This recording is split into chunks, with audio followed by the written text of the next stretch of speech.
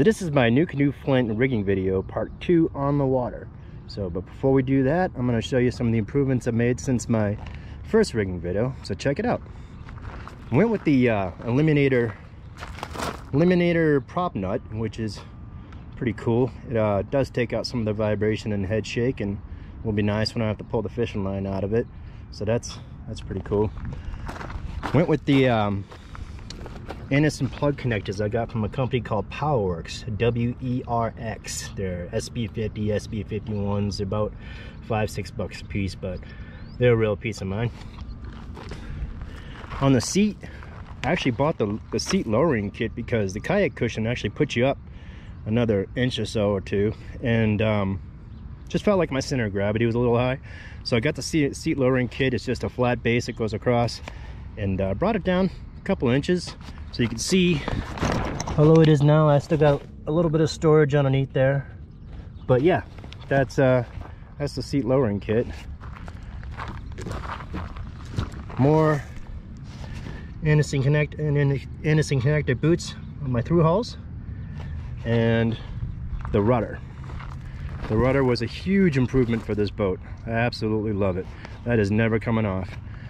I went with the handle, the shifter, instead of the foot pedal because I didn't want to take up the deck space with the foot pedal, and I like having something solid to put my feet against, like the foot stops in Nucanoe. But after a few hours, the handle starts to dig into your hand, so I put that silicone pan handle cover on there, and it is sweet. I can go 6 hours no problem, don't even notice it. It is pretty awesome. So that's the improvements I've done since the rigging video. So let's get on the water. All right, so here we are. We are on the Jordan River. It is a river that flows north out of a lake, first past a hydro dam, and then up to a pumping station that keeps it flowing north up to Great Salt Lake. So it's got about a 4 to 5 mile an hour current, depending on what part of the river you're in. And yeah, it's pretty sweet. A lot of wildlife. Got beaver, muskrats, herons, cranes, pelicans. Got it all down here. So it's pretty cool. So this is how I deploy my motor guide. So let's go. I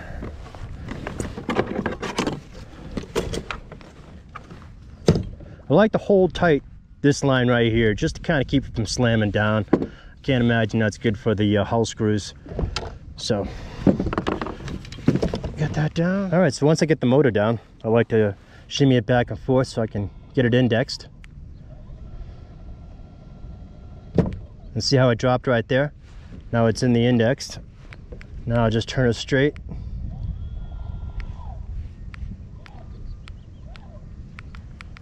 Just kind of keep her straight, and that's it. Turn the prop on. And head out. So the nice thing about this motor is on this boat, I need about 18 inches of water. So how I like to use this motor is just set it straight, set my speed, and use the rudder to steer. It's like the perfect combination. Yeah, you could use a remote to steer right and left on the motor itself, but it gets a little janky after a while, so it's just so nice to just kind of kick back and use the rudder to steer. So what I'll typically use the most on the remote is I'll use the continuous heading, which is nice because I can just set my course and just use the rudder to steer on the straightaways. So that's pretty sweet. Or I'll use the ankle lock for when like say I want to fish this lay down over here. I'll just go ahead and hit my ankle lock, let it do its thing. You don't want to be standing up when this thing is trying to find its heading. Just wait for that to chill out for a minute.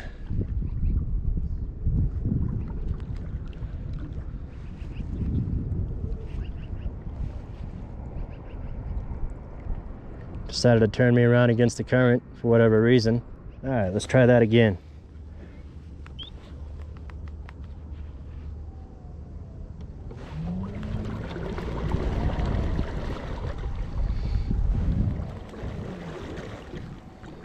Keep turning me against the current. Guess it doesn't want me to sit down current. So anyway, If you were on a lake, that probably wouldn't happen, but like I said, it's about a 4 or 5 mile an hour current here, so it is what it is. Holds me nice against the current though, that's for sure.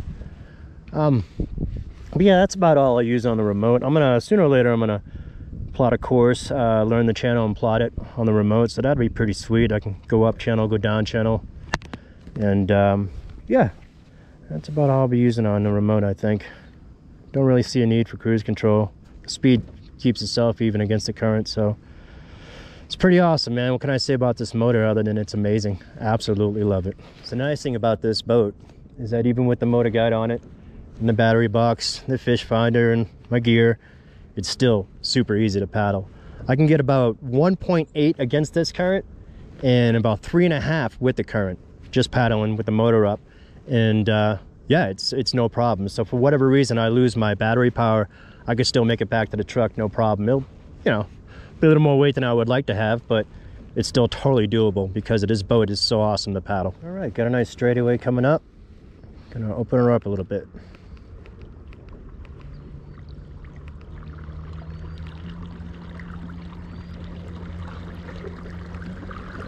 Like I said, I usually run about half speed. If I get up anywhere when I'm burning juice, and yeah, I might stray from the channel and end up on the mud flats, so be careful about running too fast.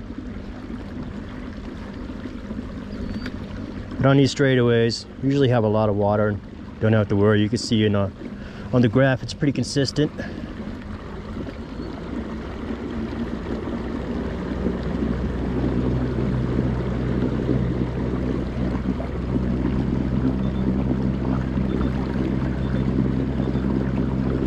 So you can see there is water coming in. Not a whole lot though. And it drains out as fast as it comes in.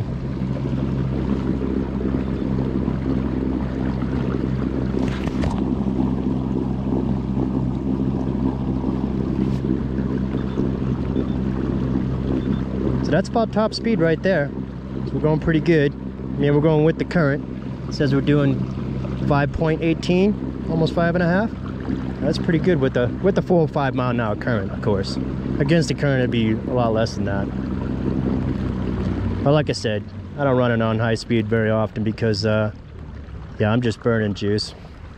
So one thing I like to do is just turn my speed way down, let the boat drift back a little bit, then turn my speed just up enough to hold me in one spot. It is pretty awesome. It's like I'm sitting on anchor lock. It's pretty sweet. I got to make minor adjustments with the rudder here and there, and that's it. So let's see what anchor lock looks like going against the current.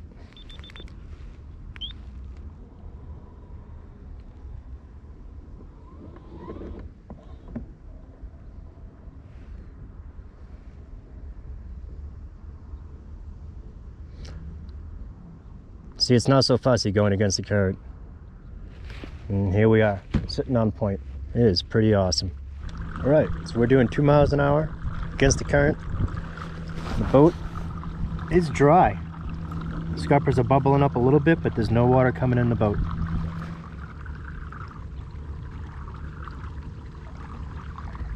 All right, so there's the truck, and here's wide open against a 5 mile an hour current.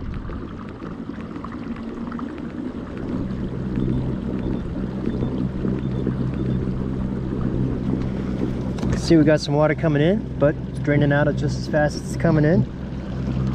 Sounds like it could be cavitating a little bit, but I don't want to drop it down any further than I got it. So yeah, wide open. All right, so if you're thinking about getting a Flint and putting this motor on it, I say do it. It's pretty sweet. I mean, if I was a much bigger person, you know, I'm only 5'9", 155 pounds, but if I was, you know, over 6 feet, 200 pounds, I'll probably think about the U10 or the Unlimited. Mainly the Unlimited. It's a pretty awesome boat. But yeah, this is totally doable. And for rivers and whatnot, small lakes and creeks, you can't beat it. If I had a choice between the U10 and the Flint, I would still take the Flint because it's faster, paddles nicer. Yeah, I probably don't have as much space, but it's still, it is an awesome boat. So